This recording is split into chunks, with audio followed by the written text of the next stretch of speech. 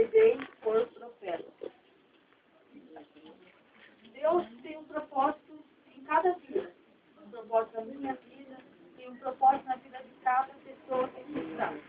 Se você hoje, nessa noite, está na presença aqui de Deus, juntamente conosco, é porque o Senhor concedeu essa oportunidade de você estar aqui. E assim Deus tem trabalhado na minha vida também. Quando eu estava sendo gerada pela minha mãe, vou contar um pequeno testemunho, que é um testemunho verdadeiro. Minha mãe, por várias vezes, tentou me abortar. Ela não conhecia Deus, ela não conhecia esse Deus maravilhoso, como conheceu, que hoje ela conhece.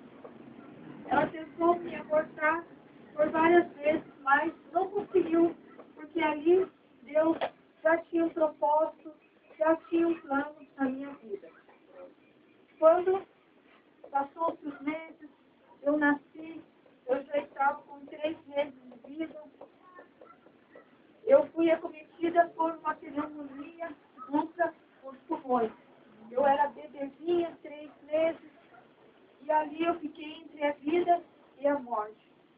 Resumindo, veio uma junta médica, muitos médicos procurando, fazendo massagem, um fazia nas pernas, nos braços, na cabeça, no coração, e lá não havia mais jeito. Aqueles médicos olharam para minha mãe, chacoalharam a cabeça e falaram, não há mais jeito, não há mais jeito. Mas um deles falou, vou dar uma última chance, vamos aplicar uma injeção com medicamento. Mas ali eu já estava morta, já estava toda roxa, com o rosto modificado, já estava endurecendo o corpo e praticamente eu morri. Só que Deus, como tem um propósito na minha vida, lá naquele mesmo hospital, Deus usou uma mulher falando para minha mãe, momentos antes. Deus tem um propósito, um projeto na vida dessa criança. Essa criança não vai morrer. E lá, o médico aplicando aquela injeção, eu comecei a reagir, comecei a movimentar os meus braços.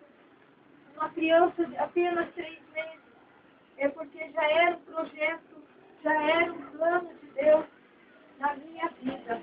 E o Senhor começou por várias vezes concretizar os projetos dele na minha vida. Ele começou a trabalhar de uma forma grandiosa. Eu conhecia a palavra de Deus quando eu era criança, mas me tornei adolescente, me afastei da presença de Deus, desse Deus maravilhoso, por não ter um acompanhamento.